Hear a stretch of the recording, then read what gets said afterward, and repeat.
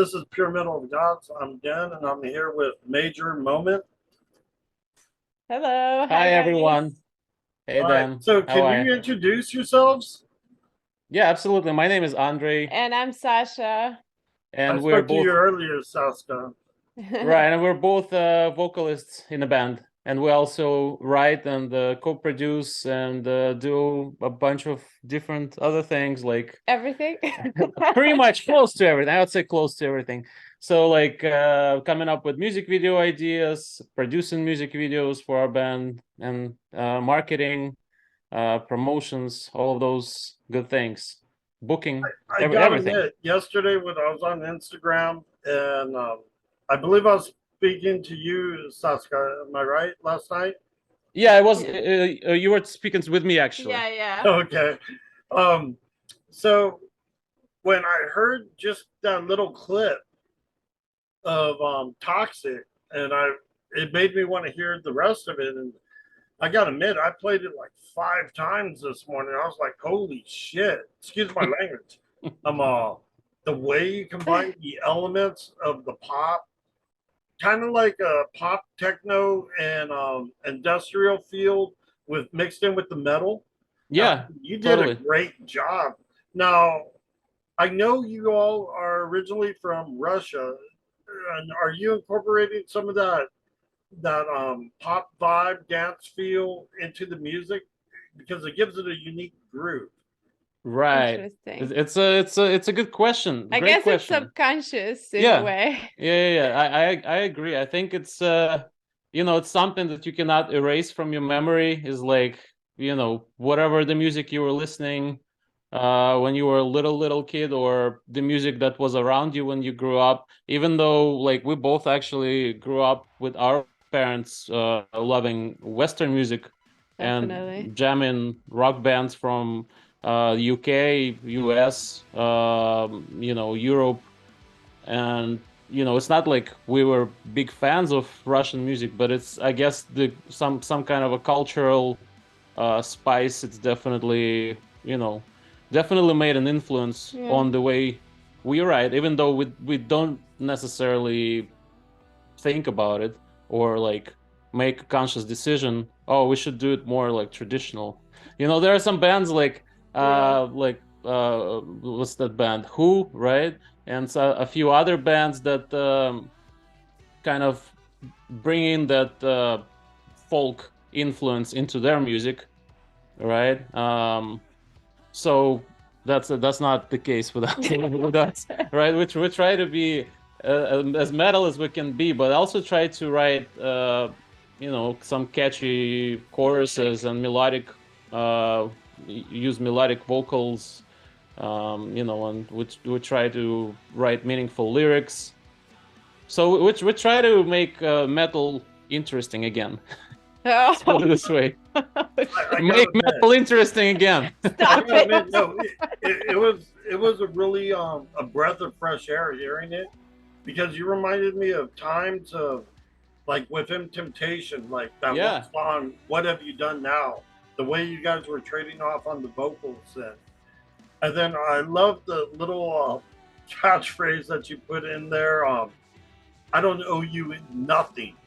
Right. I mean, you had so many good elements to that. And then I went in and listened to further some of the music, and I want to say Dead. That one caught my attention too. You got a beautiful voice on Dead. Oh, thank you so much. Oh, you're very It's welcome. a really fun song. We love to play it live too, and Right. it's one of the top ones for sure. Yeah, one of our favorite ones, definitely up there. Yeah. Well, how long has the group been together, and when did you guys form and meet? So we met a few years before the group formed, and then so the group formed, I would say, Major Moment started right back in 2017. So we're in our 5th year right now, 6th year. We didn't release anything until I think June or July of 2018. Right. So we kind of consider that the start point, like the first single, is the beginning of our journey, basically like the first step. Interestingly enough, our first EP also is called One Small Step. So pun is definitely intended there. We love fun. We love puns. Right. But what's interesting is that Ssasha wasn't even in the band originally when the band started. You know, she's on all records officially released, but I was totally against the idea of bringing a family member, and spoiler alert, we're married, into the band, because it's kind of like a moveton. It's like a bad idea to bring in a family member into the business or the music I project or disagree whatever. with that. I No, totally okay, disagree I'll with shut that. up now. No, no, no. I'll tell you why. Look, I've been doing music now since 1991. Half of the time, me and my band, it was just us on tour.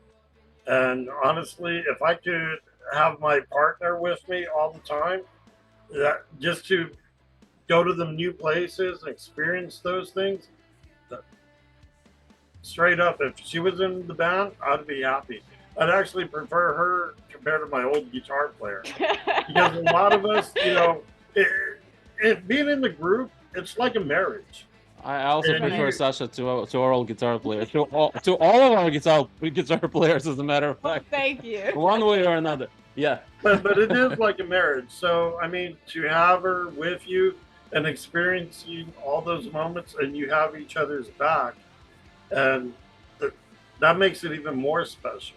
You're 100% correct. It's like a marriage, you know. But the thing is, like, you know, it's a different type of a marriage, right? It's like it's a marriage Business with different relationship. people. So it's like, do you want to introduce your significant other into that totally other environment? And sometimes it might work, and when it works, right? It's great and amazing. Well, But it like, looks like it's working now. it is working Right. out for sure. Thank God, right? Thank God I was wrong. Well, Yeah. honestly, music business is very brutal, so Right. it's difficult to balance out the business relationship apart from the Personal life. one. Yeah, definitely. That's where I was coming from when I was having those doubts, is that, you know, I don't want to spoil my personal relationship with my wife over something that is a part of, you know, a part of the musical side of my life, you know. I was kind of separating everything, but you know, now it's all said and done. There's no way back now. Yeah, there's no turning back. So No turning back for sure. We're making it work, for sure. And you know, we're a team.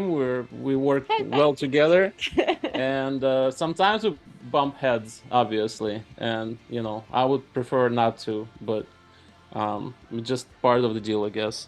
But wait, we haven't been on tour yet, so Oh you yeah, might change your mind. yeah. I'm looking forward to our like first, um, you know, live shows that we would play somewhere. speaking of performing, what shows you got lined up right now?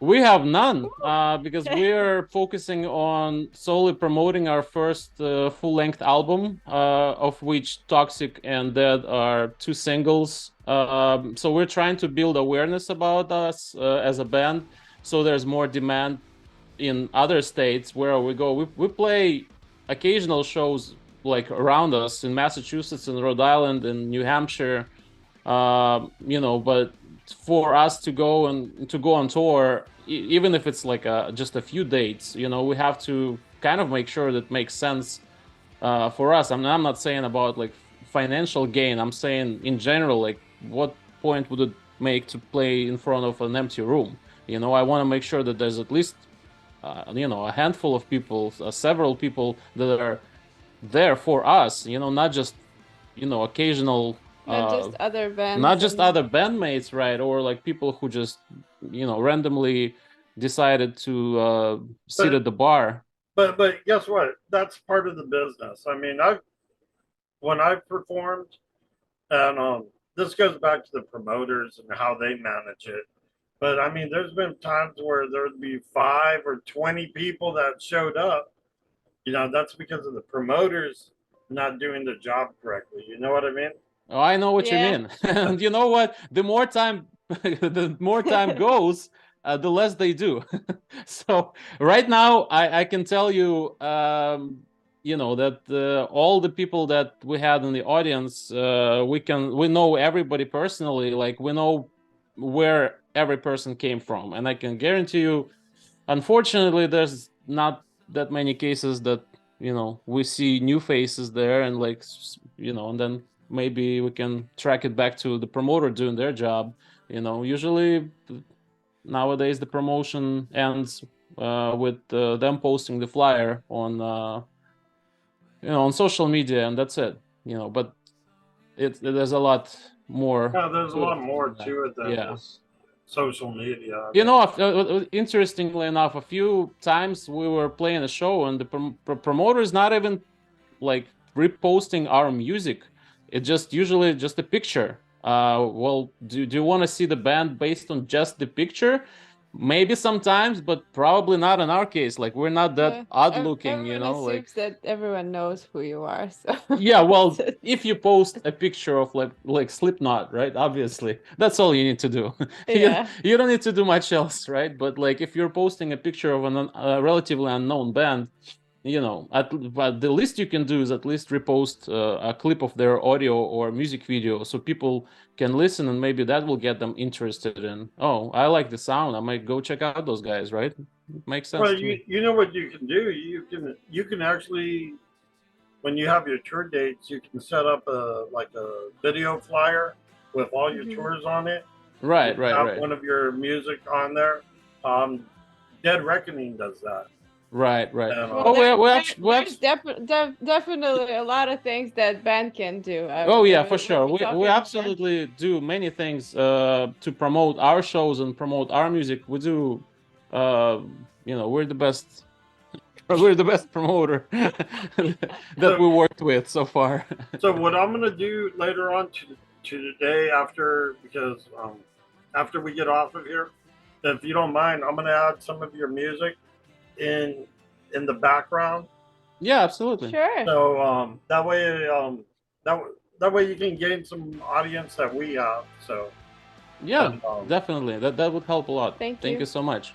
no problem. Just help me out on the copyright claim when it comes in. Yeah, no worries. Sure. I mean, what do we need to do? I guess Oh, the we'll YouTube. discuss it later, right? It's okay. Yeah. Let's go We get back those to too. Toxic and how you guys created it. I mean, because I like how it kicks off with that little intro. Right. Then it kind of like what's going on here? And then all of a sudden it snaps into it. How did Right. you guys come up with the idea and also the whole vibe and lyrical work for Toxic? Right. There's a lot of there's a lot to unpack here because Yeah. the original demo for the song actually goes back to I think 2008. That's Okay. where me and another friend of mine started the demo, and a part of that demo can be still heard in the final version that is still out right now, which is crazy that it survived that long. What is it, like 15, 17 years at least, right? But we never got to write any lyrics to it. We never got to write any vocal melody. It was just an instrumental demo. It had this percussive part, you know, and it didn't really have like any guitars written or anything. It was just like a chord progression and, you know, a few synths here and there. So it was definitely like, I guess, more on the like pop side, you would say, like, or industrial side of things, and less on metal or rock. But then, you know, it kind of sat on the hard drive for years and years, and I always was going back to it once in a while, once every couple of years. And I was like, we should probably finish, you know, that song, that demo. Like, there's something about it that kind of Sounds still relevant sounded enough. still relevant to me, right? And nothing on the lyric side, by the way, was done up until we went into the studio. Right. Who wrote the lyrics? Oh, it was a collective effort. It was myself that wrote the majority of lyrics that Ssasha didn't like. Then we said, okay, let's you know, let's wait until the studio, see what Kevin says. Kevin Billingsley is our producer who we work with. So he's basically representing the Halo studio. right from the in Halo Maine. studio of the Ssasha is representing by wearing the T-shirt. So we go back to him when we work on the on the record or on any song, right? And it's called pre-production. So we sit there with him. We show him all our ideas, whatever lyrics we have, and then he says, "Well, you should rework this. You should add this. Maybe we can, change a little bit here and there." So to my surprise, and I guess to Sasha's surprise too, Kevin said, "Yeah, that's decent set of lyrics. Let's just add it here, add it there, and I think we can make it work." So it's so interesting to work with Kevin because you never know what the reaction is going to be. It's always a thrill. Only predict it's always a thrill. How much of a redo it could be, like how many notes he can say. That's the job of a producer, to help you create a great song. Right. Well, it could be painful sometimes. You're thinking you created something good, right? And then you go into the studio and you are met with less than a warm that idea is met with less than a warm welcome. Yeah, it's like I don't know about that. Like with Dead, for example, he listened to it and said, like, I don't have anything to add here. Right. Like the lyrics wise, it's perfect. Let's just leave it at that. That was also a surprise. When you wrote Dead, the music and the lyrics, I mean, I like how it starts off with that bass, and when you start singing, whose idea was that to incorporate the bass line for the main vocal line as well? So that's also interestingly enough, that's also a song that was originally a demo from like back in 2008 or something. So that was the same story that we had with Toxic, is that we'd have a couple of those. Not every song is like that. So The Flood is not one of those, for example, but we also have like Living Your Life Like This or May Leave Scars. Those are all like old demos that kind of bugged me for years and years and begged me to finish them at some point, and I was, I guess, I decided to make peace with them and say, yes, I'm gonna finish them and see where they go, instead of just listening to them and thinking, oh, what could have been, if I finished those songs, Right. Could they be popular? Could people like them? Okay. But Ssasha, you're writing some of the lyrics though, right? Well, we all write lyrics. It usually starts with Andrey's idea, and then I would go and collaborate on that. Yeah, because you got to sing it mostly, so it's got to flow with you naturally. So certain words doesn't come out. So how do you go rearranging to make it flow for you?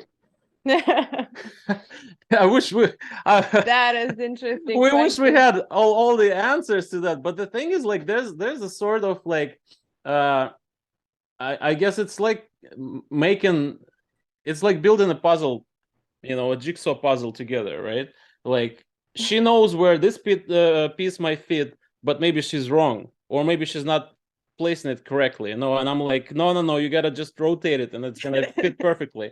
And she's like, well, you're such a fool, you have all those pieces, like they're almost in places, but you don't see that, so it's always like it's like building blocks, we're building one on top of the other, and it's like sometimes it's really hard to go, and we even argue about it, who started this idea, who started this line. One. No, you didn't. Right. And like sometimes, not always, but sometimes we cannot remember. But right. So but I guess vocally it all comes together in a vocal booth when we record it, and after like pre-production session, we still have some time to live with the song and like feel it and maybe try something else vocally, and then go for the final recording and do like a master recording session. Right. So I think personally, I'll take I'll take the credit for that one. So I think the as far as the bass line for Dead and then the vocal melody, I'm pretty sure I'm like 85% to 90% responsible for that. Okay. And we almost kept it as originally intended. Okay. We changed it slightly so. It's a great track. I mean, when I heard it, I played that about 4 times as well. And then there was another song. I listened to Flood, and then there was another one that you had that was kind of like in Russian, your Oh native yeah. language. Now Right, that right, right. caught my eye. I have no idea what the title is. Right. So that's the one that you're referring to is probably a translation of our existing song. We have the song in English. We had it we recorded it back in 2018 called Melee Scars. So we took two songs, The Flood and Melee Scars, and we translated both to Russian to kind of test the waters there, test the market there, and see how people over there would react to it, you know. And how did they react? It went well. I'd say there are certain difficulties with, you know, when you first of all when you're adapting the song to a different language, like you have to we don't want to just make a rough translation, you know. We want it to be as it was written originally in that language. So we obviously have to change a few things. I think we got really lucky with the Flood. We wrote it like Like overnight almost. basically, right? And that was really, really difficult. Like writing in Russian is much more difficult than writing in English, I can tell you that. What about singing in Russian compared to singing in English? Oh yeah, it's kind of same. It's kind of the same. Yeah. I'd say it's kind of the same as well. Yeah. A few people who don't speak Russian actually prefer our Russian versions for whatever reason. I don't know why. But they say like, oh, you guys sound a little more authentic there, and like, you know, you sound a little more like you mean it. You It know, sounds so more like you. That's what it is. It sounds more. it could be. Again, it's Interesting. very subconscious. Like I have no control over that. So, you know, I'm gonna give it my all when I record a song in English, and I'm gonna give it my all if I record a song in Russian. And if it comes to recording a song in any other language that I don't speak, I'm also gonna give it my everything, you know. Well, So it's funny because when I was hearing your music and I was looking at your Instagram, it says you're from Boston, Massachusetts. And then when I'm listening to you all speak on your promotions for the album and, you know, work and making more music, I'm like, where are they originally from?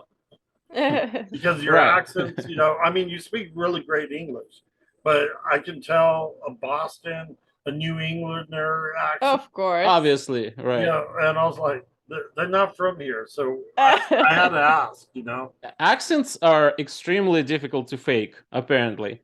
And we actually work in the studio for hours and hours trying to nail sometimes one line at a time. Sometimes we work on the same word for, I don't know, 10, 20, 30 minutes. Speaking of that, let's Right. go into vocal production real quick.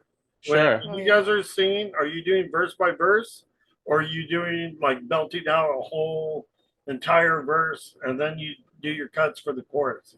Right. Which one?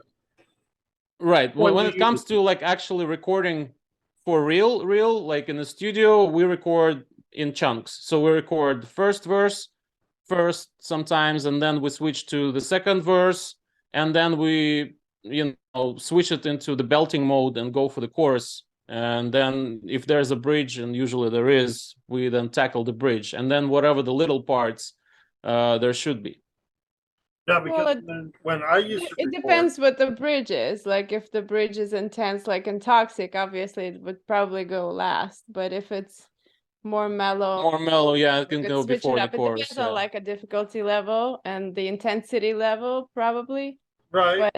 But you see, because you got great pronunciation in there.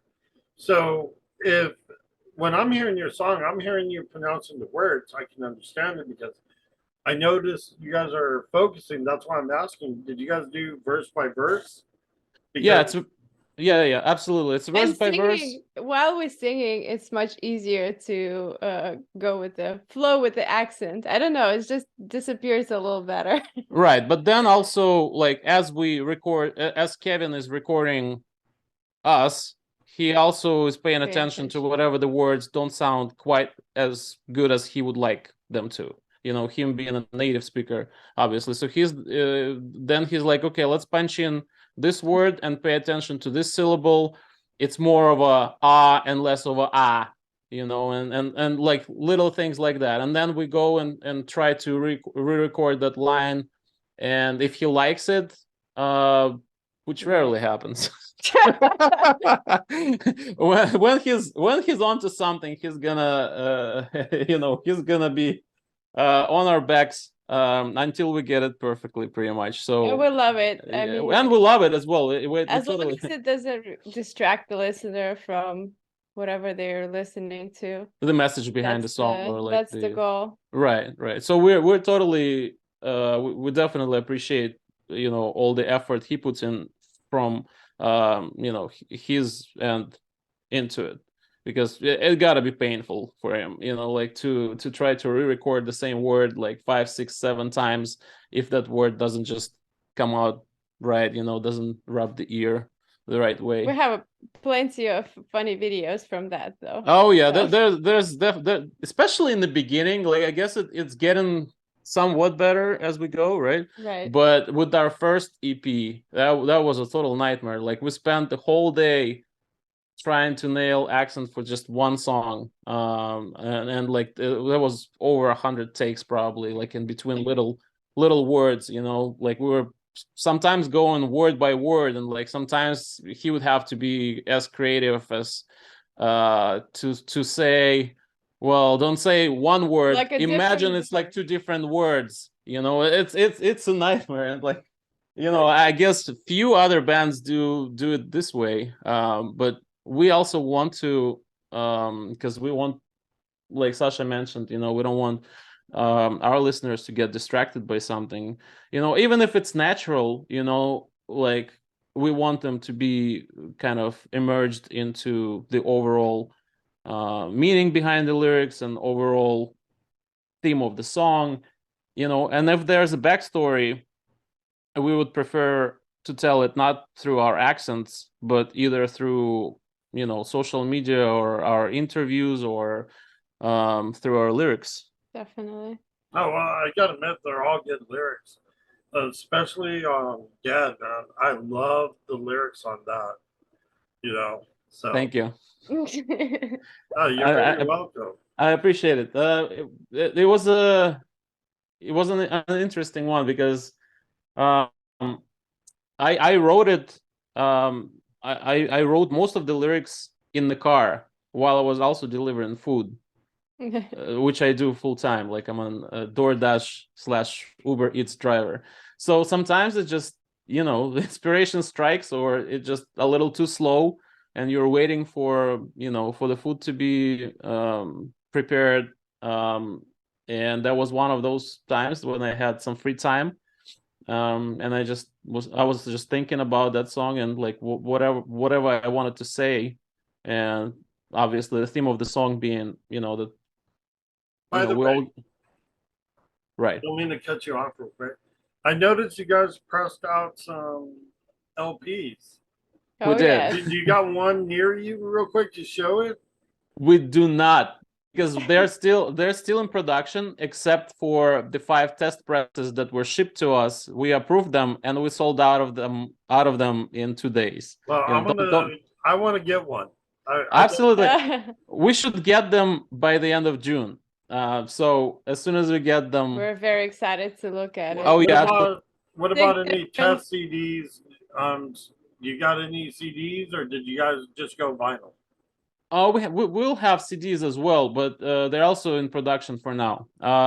We Also have different CDs. We have a standard CD or a deluxe CD. right. Whoever Okay. wants a little bit more story and a little bit more What personal goes touch. into the deluxe CD?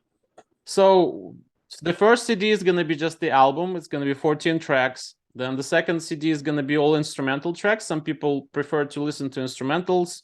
you know, for whatever reason, maybe, you know, maybe they I want to love sing along, instruments. right? Maybe Yeah. they use them as Kind of like a karaoke. karaoke thing. Right, Yeah. exactly. Why not? And then the third CD, we're thinking about making the third. We don't know yet because we want to bring the listener kind of behind the scenes and tell them the story of like how the song was created, you know. So we're gonna, you know, first we're gonna talk about the story behind the song for a little bit, and then maybe play a snippet of a very old demo that might or might not sound like the finished version at I all, think right? that would be good as a DVD.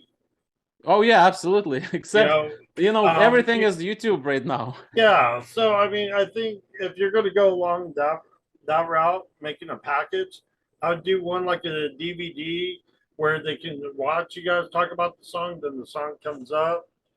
Yeah, Right, King right. Diamond does it a lot.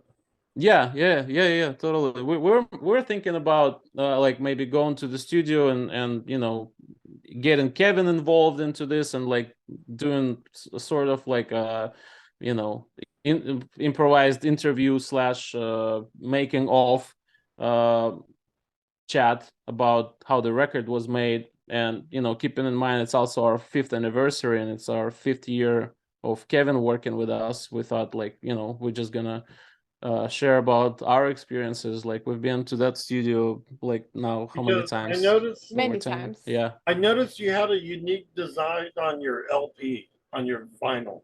Right. What was What that design of? what did you like about it? Like which design are you referring to? Well, the only one that I saw her opening, and when you guys Oh, I see. showed it, it had like a unique, like almost like a flowery pattern, almost. I'm Oh not too yeah, sure what. etching. Right. Yeah, Yeah, the etching is beautiful. We worked with a very famous designer, Kevin Moore from Soft Soft Surrogate. Surrogate. Yeah. He worked before with many bands like Mice and Men and Spirit Box, designed a bunch of cool artwork. So as soon as we saw it online, I mean, I didn't even expect him to reply to us, but he did. And he was very excited and invested in the project after he listened to the album.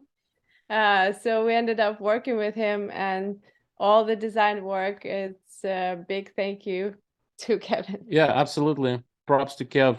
And the idea behind the etching in the first place is that, you know, the album is has 14 songs and we didn't want to cramp them all on one disc because there are, you know, time limitations for vinyl. Like you shouldn't be really pushing like 22, 23-minute mark. And we had what, 52, 53 minutes worth of music. So split between two sides, side it was A like, and side B. right. So we were pushing it with like 27, 28-minute length for each side. So we decided, okay, well, so we now have to do the double vinyl, obviously, right? So what are we gonna do on the fourth side? Like, are we just gonna put some, you know, acoustic versions or something?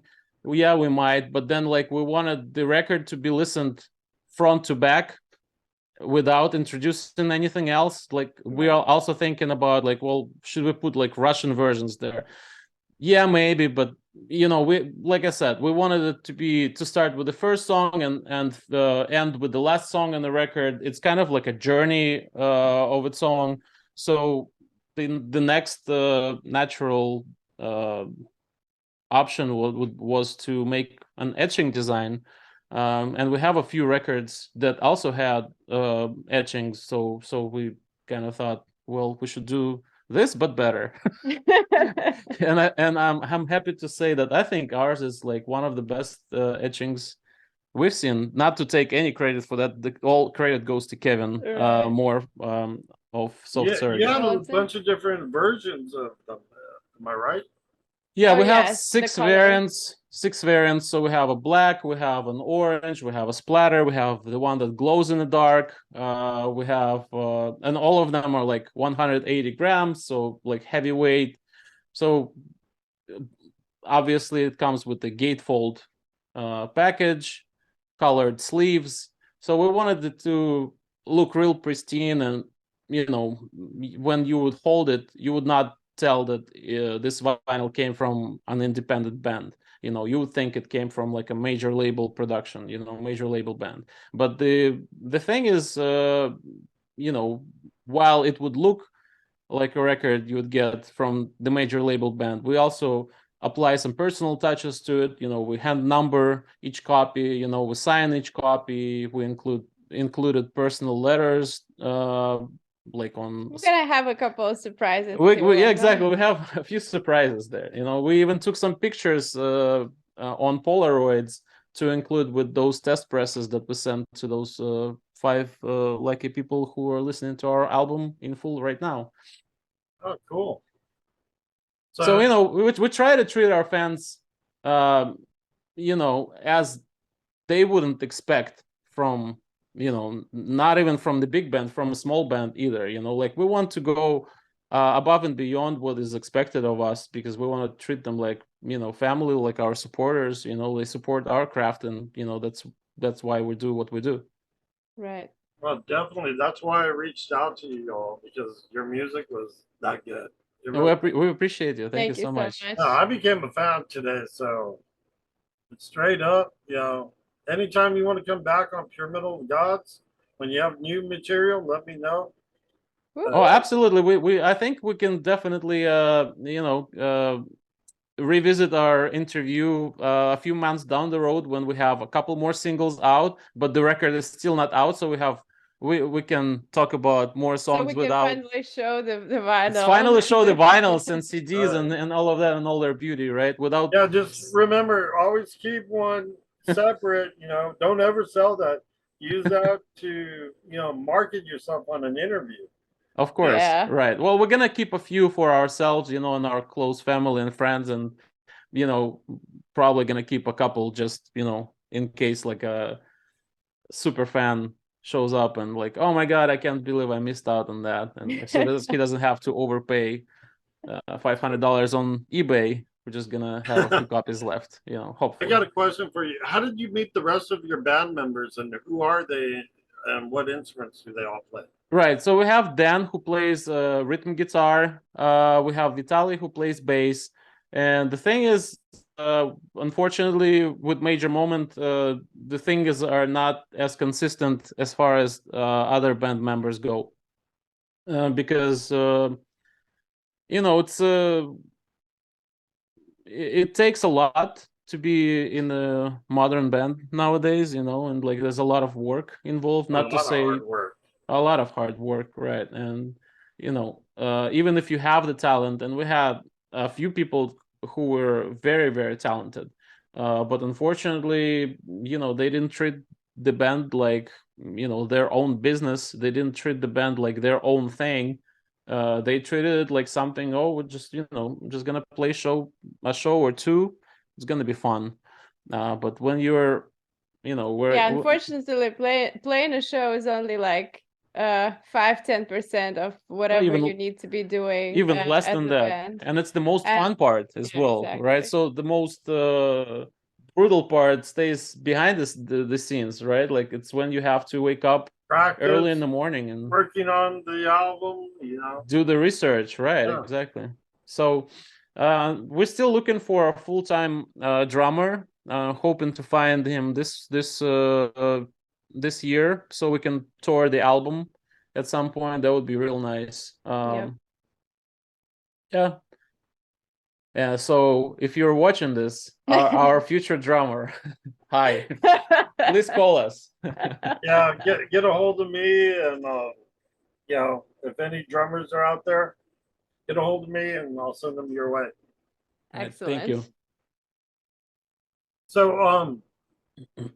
So right now you're talking about you got some ideas down the future for releasing a couple more singles. Right. Have you started working on those yet? Yeah. So we have a new single on the way. It's coming out on June 28th. It's called Overcome. And then we have a couple next singles also planned out, but we're waiting on things to align as far as like music videos go. We have a bunch of ideas for those, but they're kind of expensive and kind of hard to implement. Right. We strive to have like some form of visual content with the song. So whether it's a music video or a lyric video, we gotta have those. Right. Yeah. So we're working on that right So now. who's making your videos, or are you guys doing it yourselves? So we're usually coming up with like rough concepts, and sometimes not so rough concepts. Sometimes it's as well detailed as like a scene by scene Like it was with breakdown, Flood. like it was with the Flood, and it was with Toxic as well. Right. But before that, and whoever we work with, we don't have like a go-to person. We have a couple people that we like works off, and like we like what they do, and we think that they can deliver our vision, you know, bring our vision into life, so to speak. And then sometimes they also bring their ideas to the table, and sometimes they work, sometimes they don't. Sometimes they tweak whatever we have, and there's always this chance of a possibility of things going wrong on set. No matter how well you planned everything, there's always a chance like you'll have to scrap some ideas, and you'll have to go with and maybe compromise on something, and like come up with a creative solution to a problem right on the set. And we've had a couple of those for sure. But we're always open to work with you know, other creatives who love what they do, as far as you know, cinematography and you know, being director and editor, right? And you know, we kind of try to, it's hard to like, I would maybe even want to film our own videos at some point, right? But I'm definitely not at that point yet. And then it would be kind of awkward to, like, if I was in the video performing, right, who would then be filming me, right? So yeah, you cannot do everything yourself. that's the thing. Like, sometimes you have to let go of you know, certain things and of control, right? And especially if you're bringing in another creative, which in this case is a director or like cinematographer, you have to trust them, and you have to allow for their input as well, and we're more than open to that. Okay, I'm going to ask you a question. Since you're not under a label, but you're doing all this professional stuff like a major band would under a label, how did you go about that strategy for marketing and all that? How did you learn to do this? We're still learning every day. but who taught you this? I mean, because there's so many bands out there that are struggling trying to figure it out. What advice would you give them on how you're doing it? Oh, definitely. Like research. Yeah. You just have to use hours and hours of YouTube videos, whatever the organizations that are giving like free courses, or talk to people. Most importantly, talk to your talk to the industry, talk to other, talk to people in other bands. Like, so like whoever you're playing the show with, always do your research. Who is that band? What are they doing? You know, that's my favorite advice, as a matter of fact. I always browse Instagram, and if I see something, the band that is doing something I like, I'm going, I'm, you know, introducing myself, I'm saying hi, I'm saying I like what you guys do. You know, if I have a question, I'll ask them a question. Whether they answer, they more often than not, they all love to share their experiences, you know, and they all you know, introduce people they work with, and are happy to share an advice. And we go the same way, by the way. So if any other band that is struggling right now watches this interview, feel free to reach out to us on social media and, you know, ask whatever questions you have. Like, if you have specific questions, we'll give you very specific answers. Like the other day, I was just talking to a guitar player of a band that I will not name, because I don't know whether or not they would want to be known, like put on the spot like this, right? But they were asking me, well, like, well, what do you think about PR agencies? Like, is this PR agency is worth working with or not? Is this the right approach, like to go and invest in PR right now? So I shared my thoughts about that, and you know, That's the right thing to do for sure. right. But it boils down to, like, 5 years ago, right? We didn't know anything at all. Like, we just saw whatever other bands are doing from the perspective of a listener. We didn't even pay attention to what they're doing from the perspective of, like, marketing, right? Right. Like, we're lifelong fans of Linkin Park, for example, right? So we did notice that they have everything kind of set up. You know, they have beautiful artwork, and they have beautiful packaging, and they have music videos, and they have amazing shows. So it's like a complete package, right? But, like, we never paid attention, and we never knew how much work it actually is to get all of those elements in place and set up and, like, Definitely. moving as parts of one big machine. Yeah, because behind the scenes, it's a totally different ball game Of course. from creating the music, recording.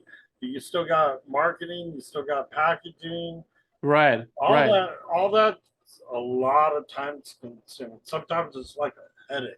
right. And granted, maybe with the big labels, you know, some workload is done by people from the label side, right? But in our case, like, we go through everything. We go through every revision of every artwork piece, of every packaging. We check everything ourselves. We verify those 5 test presses that were sent to us, the vinyl. We listen to them front to back, to all 5 of them.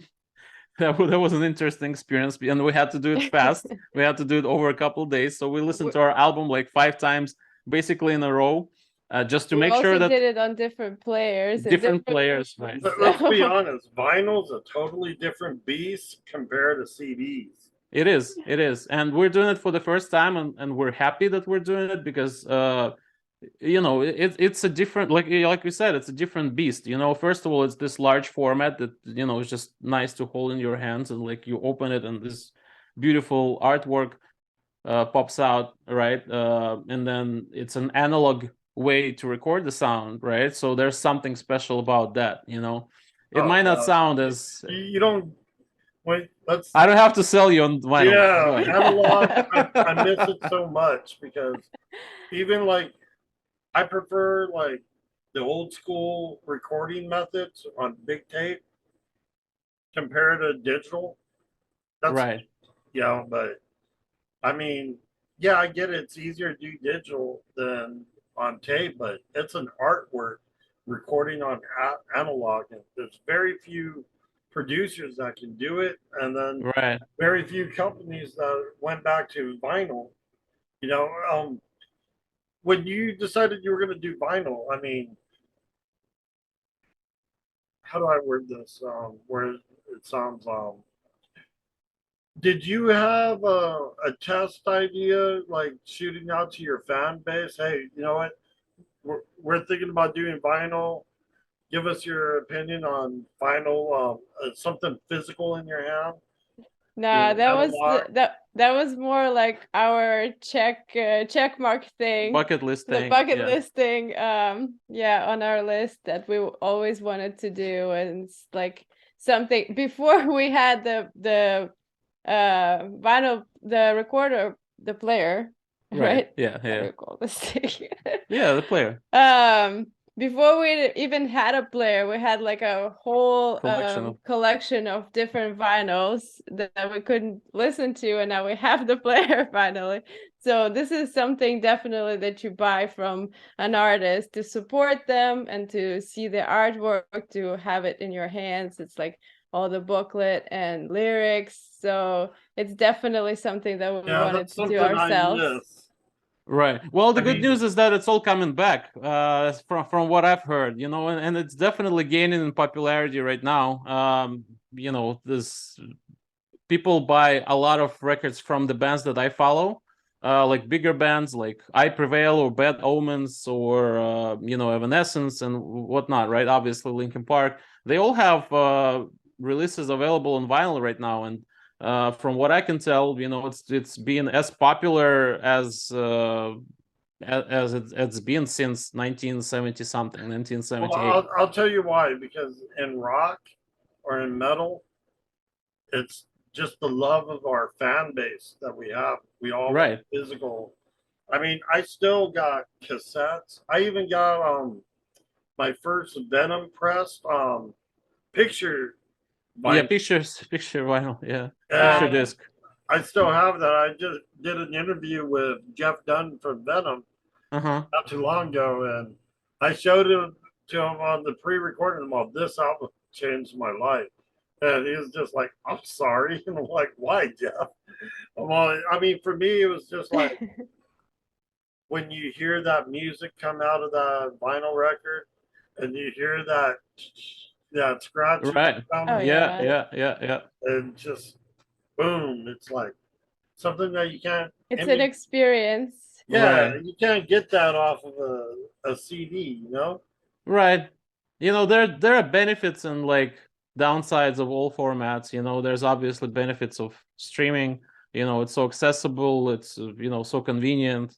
And there are other benefits of you know, listening to the vinyl record, obviously.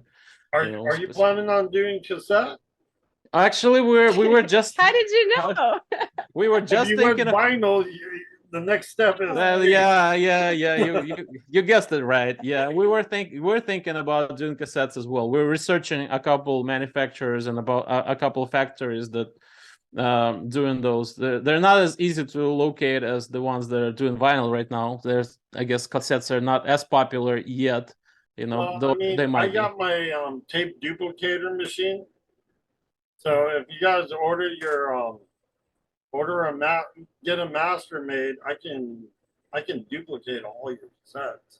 Right, but the thing is, like, we want to have this whatever it's called J card, right? Like that is Yeah. expands into and has all the lyrics and all the artwork in there, and you know it's a whole production Oh yeah, thing. But it's a different beast when it's a different beast, yeah. So because we're what I did with a few of my bands, I started doing their cassettes, right?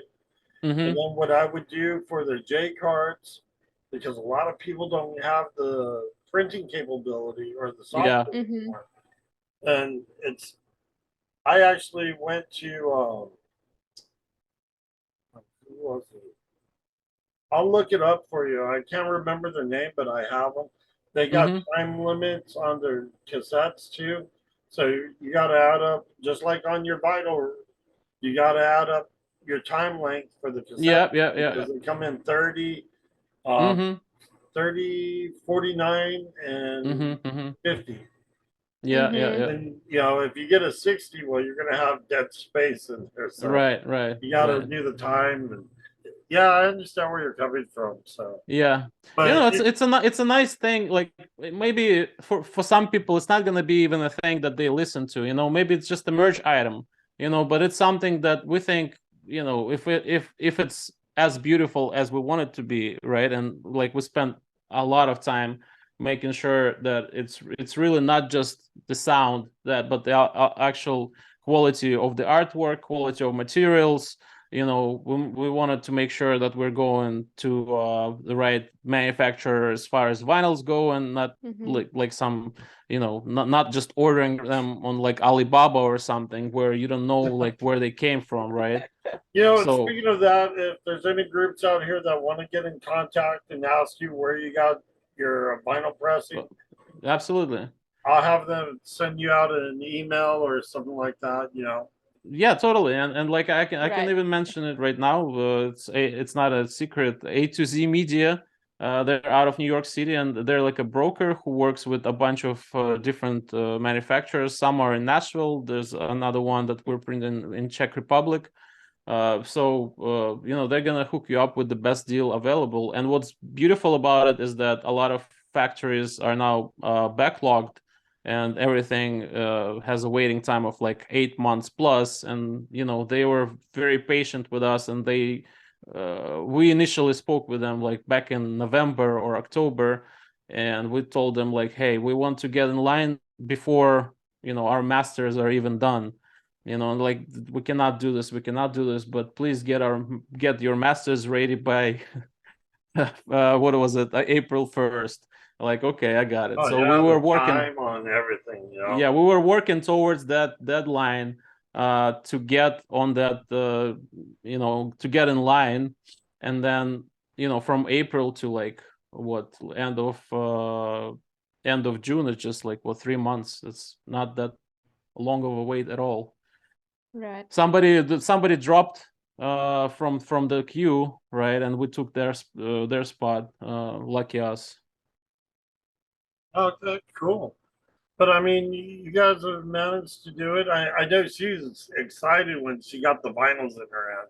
Saw the video, I was just like, so It I was started doing research today on y'all to be prepared for all my questions. It was very exciting for us, and we're still excited to get the final packaging with all 6 different variants. That's gonna Oh, be that's awesome. super cool.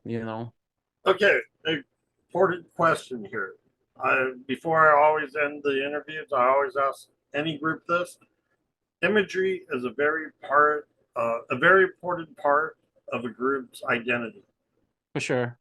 How do you go about your imagery and what you want to portray, your music and your logo and yourselves to your audience? What's your imagery all about? Oof. It's a good one, right? So, I guess fair to say that we've been working on our imagery for 5 years, and we were never I think it's satisfied. always evolving. Yeah, it's always first of evolving all, for but- sure.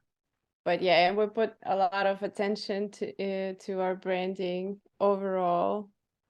Right. I would Um, say for me personally, the goal would be for it to age well. So, and once again, I'm not taking any credit for any of that. Like, we have graphic designers that we're working with, and we're basically just saying that's a great work, or could you please try something else, and something along those lines. And mind you, we worked with this amazing designer Kevin Moore, who didn't need any of our guidance and still was kind enough to listen to our inputs. I want to look at this artwork, at our logo, at our music videos 10 years from now, 15 years from now, and listen to our music the same way, right? And think this still holds up. I still sometimes have certain ideas about tweaking some of our older songs here and there, but there's art in letting go as well. No, that's the musician in you, because I had the same problem. After I got done recording my stuff, maybe about 2 years later, and I listened to it again, I'm like, I could have done that better. Exactly. And you probably could have, right? But Yeah. that time you did as well as you could at that time. So that's like a time capsule, right? There's a time space. This is a moment preserved, right? Pun intended. No, it's true. Once it's recorded, that's it. Because you were also thinking certain thoughts. You were thinking about something when you were writing that song. You're not gonna replicate that ever again. Maybe you can perform it better, or maybe it's not gonna come out as genuine as it was, even though it was maybe on the raw side. Let's talk about that, because when you did Dead, I noticed there's 2 different versions of it on your YouTube video. You have one that's kind of like a darker atmosphere, and then you have another one that's what you guys are performing outdoors at that time, but I mean, it just seemed like 2 different vibes to that song. Right. So one is a live version of it. One is a studio recording. So obviously, those are 2 different scenarios, and like we try to bring our studio sound to the live performance to a certain extent, but it never can be done. It's live performance. I guess studio performance for us is all about trying to make everything sound as polished as we can. Trying to go zoom in and pick everything apart and make sure that, can we do this better and can we do that better? Maybe we should re-record this take. Maybe we should do this again. Maybe we should go home and practice for another month until we can do it better. And this happened with lyrics for example, that we started writing lyrics and then we just gave up on it because nothing was coming together, and we said, hey, let's put it on pause and come back to it whenever we feel is the right time. So that was toxic, by the way. But as far as live performances, it's all about one take, and it's all about, like, being there and connecting with the audience, and some things might not sound right, but the audience is usually forgiven, first of all, about that, and second of all, it's more about the energy, and less about being perfect. That was a very special performance too, at the Blue Ridge Rock Festival. Right. It's one of the biggest, one of the best performances we've had so far. Right. Yeah. There was a lot of Great people and memories. we made quite a few fans from that performance. Oh yeah. That's who are you opening up for? so we were a part of a big festival, Blue Ridge Rock Festival. So on that same stage, after us played Texas Hippie Coalition, Sabaton, Skillet, and Breaking Benjamin. Okay. So huge bands. Yeah, some really good names. How do you feel about pay to play? It's a good one. It's a good one. I always get into those conversations online. Yes. And I then wake up in the morning and always think to myself, I really shouldn't have. But either way, you're about to go right back into it. So. I'm going right back into it. So my take on it, right, is that musicians, artists, as professionals, as business owners, whether you consider yourself a business owner or not, if you're running the band, you are a business owner. We can talk about, like, oh, it's art, it's not business. Yes, it's both. No, it is. It's because you're packaging, you're creating a name brand, you're marketing. It's all business. So my rule of thumb is that, and my advice to everybody. Otherwise, your art is never gonna be heard, right? Exactly, right. You can be an artist in your own closet, right, and like nobody's gonna, or in your own bedroom, and nobody's gonna hear your music, unless you're gonna approach it from the business side of things as well. But my advice to everybody is to don't reject any offers right away. Always think about what's in it for you. If it's a good opportunity, if in the industry, there are a lot of bigger tours that are also run on the basis of buy-ons, and if you want an opening slot on the bigger tour, usually bigger bands are going to be interested in you bringing something to the table. And if you cannot bring a bunch of fans to the table, which an emergent band usually cannot, they're going to be interested in picking up a portion of their expenses, or maybe you buying a light show and they can use it on tour and you can use it on tour, or something along those lines. But basically, going back to your question, is always see what's in it for you, like whether it's the offer that's worth taking. And sometimes, and maybe most of the time, I would say it's not. But sometimes it is, and sometimes you're gonna make money on some buy-ons and some pay-to-plays, and most of the time you're probably gonna lose money, and it's gonna lead to nothing. So instead of just saying, "Oh, pay-to-play sucks," and "Oh, buy-ons suck," well, yeah, they do, but it's the reality of this business, of this industry, and it's up to you to decide whether it's the right fit for you at that time or not. That's easy as that. I'm gonna entertain all and any offers. Whether I'm gonna accept it or not, it's a completely different story. Okay. Now I got a question for you. Trying to word this correctly. From your previous stuff till present, it seems like you did a drastic jump in the music. in the technicality side, especially when you listen to Toxic. I mean, it's a big difference from Dead and the Flood and all the other ones. I mean, how much more have you evolved your in technical parts of your music now? Well, first of all, it's very nice to hear that. Thank you.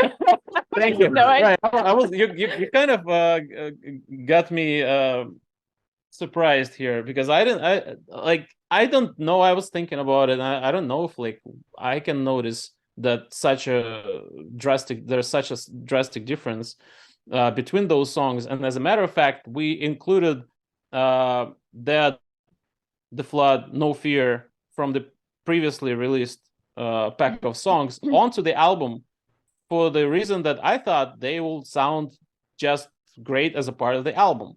Now you got me thinking. No, I mean, let's be honest. Let's analyze Toxic and right. analyze Dead. Two different atmospheres on your song. Right.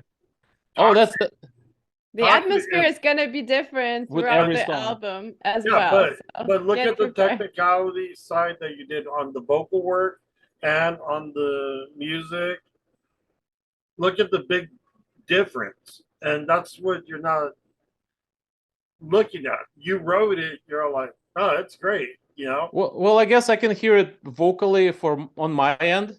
A little bit because I was really pushing it hard. I was sweating in that in that vocal room in front of the mic this time more than ever, and it was difficult for me. It was a challenge for me, but I guess it's about challenging yourself, right? In a way. But I wouldn't say.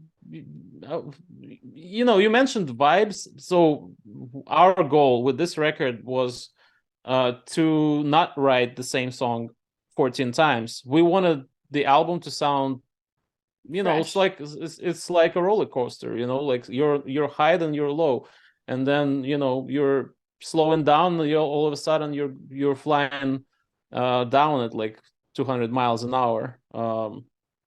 So we wanted different moods, different approaches to songwriting, different song structures, even though we try to keep it within limits, within the limits of like radio-friendly songs, right? Whatever that means. So like they're not going to be any like 8-minute songs or like 8-minute long songs or like 7-minute long songs. Right. Maybe we will write one day if we decide to do so. So it's not like we're I don't know about radio friendly because Toxic that can be played on the radio. Dead can be played on the radio. Oh, they were played on the radio. Toxic is definitely played on some radios at least. Yeah. And they're not in heavy rotation by any means, but like those are like those are like I would say radio friendly songs from the perspective of they have a structure that is understandable to a casual listener. They're all like under 4 minutes. That is preferred by like radio formats. They don't have massive like swearing and nothing like that. So. So we wanted the album to be diverse, and for us, like whenever we start a new song, like whenever we feel like it sounds like the song that we just finished or we already written, it's an instant delete, an instantly rewrite for us, because I have no interest. Like no matter how popular the Flood was among our listeners, like I have no interest in writing that song again.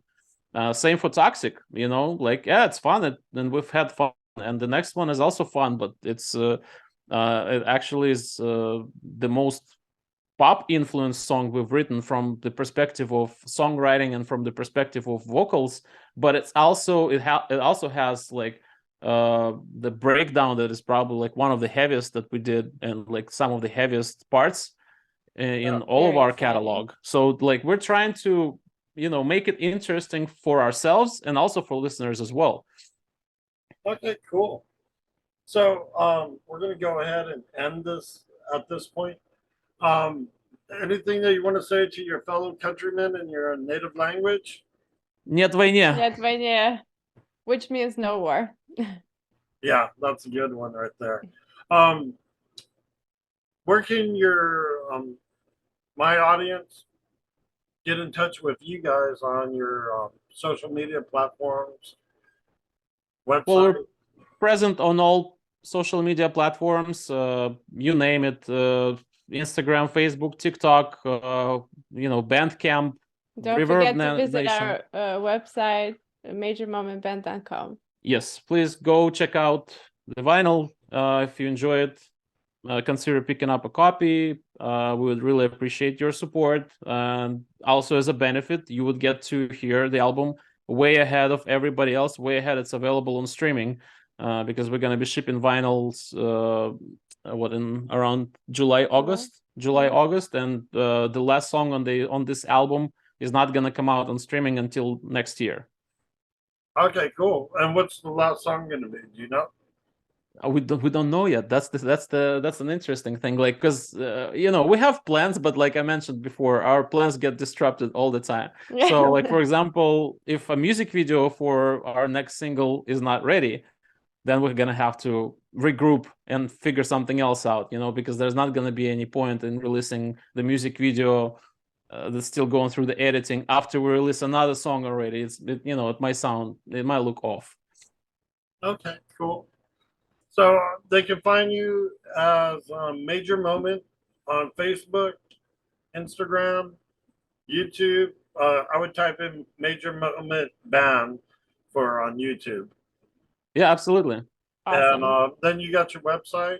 Okay. Yep, majormomentband.com. All right, cool. Well, then, thank you for being a part of Peanut Butter of the Gods. I enjoyed your music, and trust me, I'm very picky on my music that I like. And Thank you so much for having us, Dan. Thank you. We Thank appreciate you so it. much. No, thank you, and sorry about the technical problems on Zed. No worries at all.